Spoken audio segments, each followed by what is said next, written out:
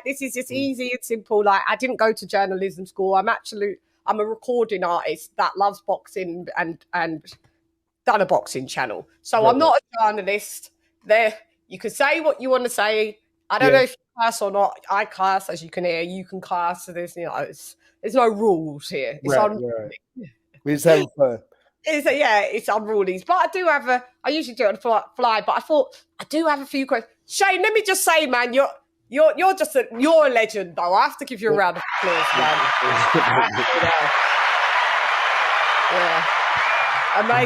Amazing fighter. Quick hands, underrated body attacker. Oh, yeah. Your body shots. There's usually been my favorites, body shots. Back when I was lightweight, I threw body shots all the time. Love them. Your right hand over the top. Yeah. Your counter. Someone's coming in, you come in and boom, right over. Yeah, I love it. The speed. Yeah, fast twitch muscles. Yeah. Great fighter. We give him another round. So, let me get some questions. Let me just see my bullet points. Okay. All right. So I'll tell you what you could do first and foremost. Tell us how you got into this wonderful sport, because I know your amateur record was crazy. I think you something like in the 250s, but only lost 16 times. Yeah.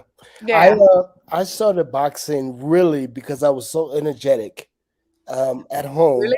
Yes. I mean, I was very competitive, and my mother was like, you know what? Take your son to the gym with you so he can burn some energy off so he can go to sleep and then go to school the next morning. So that was kind of one of the reasons, like my father would go to the gym and train and stuff. So I just kind of follow him to the gym to lose some energy, I guess.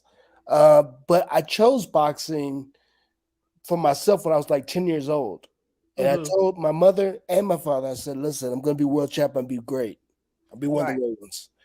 And the reason why I chose it was because it was a one-on-one sport. And I felt that the kids or people didn't try as hard as I did. They didn't want to win like I wanted to win. So I was like, you know what? The team sports, they don't want to win like me. This is one-on-one. They're my size, my age. Oh, it's a wrap. It's a wrap. I already knew it back then. I said it's a wrap. They can't beat me because of my mindset. I knew that I wanted it too bad. So I chose boxing. Yeah.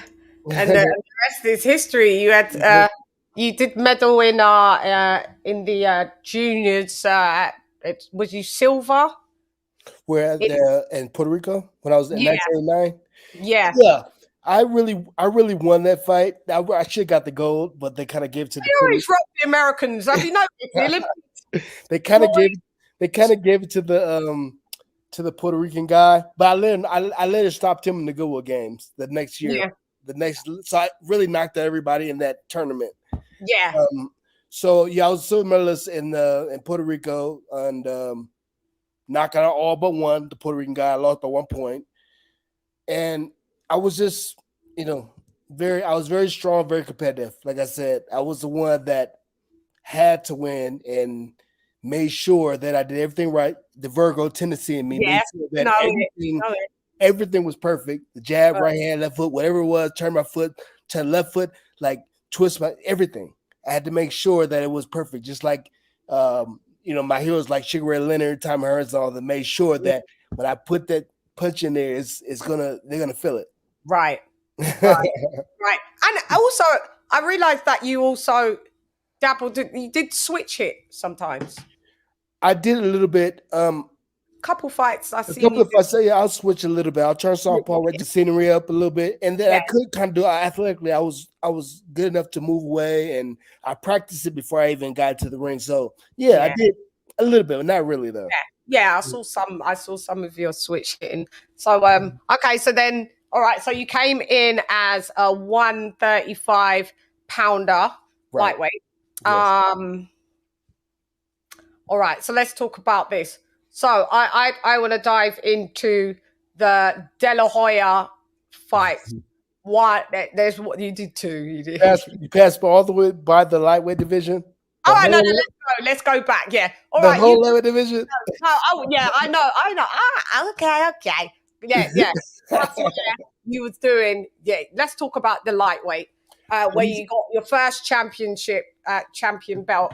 Right. So the first championship belt was against Philip Holiday. Yeah. And he was the kind of guy that threw a lot of punches and overwhelmed a lot of his opponents. So I guess by me sparring with another world champion by the name of Zach Padilla at Right. 140, he's 140 pounder. We used to spar in a 15 by 15 foot ring every single day, 12 rounds. So and he broke records throwing punches. So this guy thinking that he can come in and throw a lot of punches at me and overwhelm me, it was the wrong thing to think, because I already had somebody that I was sparring with every single day in a smaller ring, throwing many punches. And I think that's why I developed my body shots, headshots, everything through sparring with guys like Zach Padilla and Gennaro Chiquinito Hernandez. And the world champion, Hector Lopez. I mean, I sparred with Chavez, Azuma Nelson. I mean, as a kid, so I was in the ring with pretty much all the world champions around my weight class. They all was here in California, and I would get in the ring with each and every one of them so I could learn. Just right. Best. Right. But saying that the lightweight, so at the lightweight division, I actually left the Olympic amateurs at 139, 140. Yeah, I saw that. Yeah, you did. And then I came down to 135 because I had more time to eat or whatever to go back up. So people always thought when I fought Oscar that he was a bigger fighter than me, but they didn't understand that I was actually the bigger person than he was, because in the Olympics, when we both went to Olympics, our Olympic team, I was 139, he was 132. He was actually smaller than me. Yeah. So he passed me up at the professional ranks, and then I caught back up.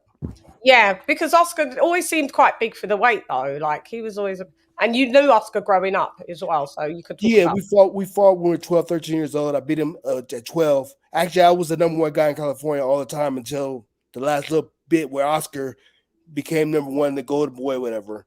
But if you came to California, you came to the United States, I was like the number one guy for pretty much ever. Right. As we do. We're always number one here. We don't do. So, okay, so that was your first. What was the first belt that you got? Was it the IBF or was it the IBF or was the IBF? There was the red belt. The first belt was the IBF belt, and I was so happy about it.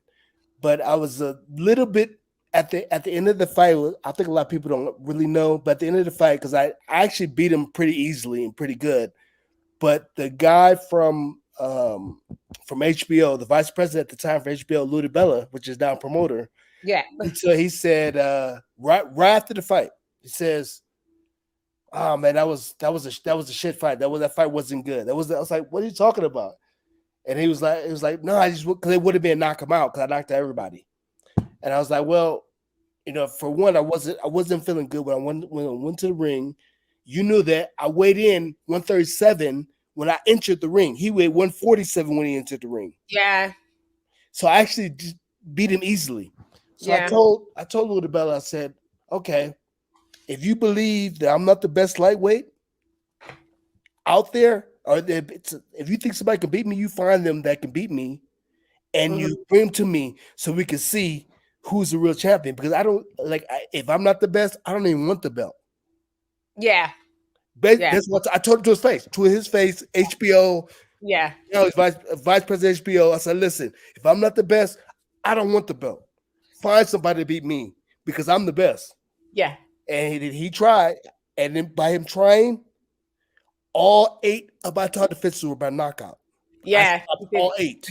Title defenses, yeah. All title defenses. I stopped everybody because I wanted to make sure that he knew that I was the best. Best. At lightweight. You was, yeah. you defended the IBF 8. Yeah, you had 8 defenses of it. Defenses, all by knockout. All by knockout. All by KO. Stoppage. All by stoppage. By stoppage, yeah. By stoppage. Yeah, you weren't. Yeah, you weren't playing. I wasn't playing. I wasn't playing with him. Oh, it was. You was. I tell you what you was doing. It was. Do you remember this game? Do you remember this? Fatality.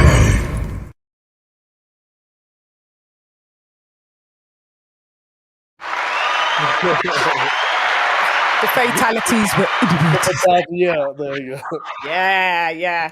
Okay, so that was so Been around, don't know, not me. Can't give me one rope slam, not me.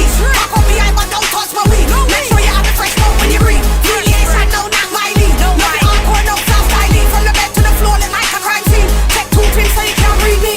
She love the way that I slam it, get a million, juke 100 stabbing. We go hard all night on a mad ting. Now the neighbors wanna know what's happening. Tell them no joke ting, 1 bag of daggering. Stiff body, left gal staggering. On the phone you was hyping ting. Now you here wanna see, can you manage it?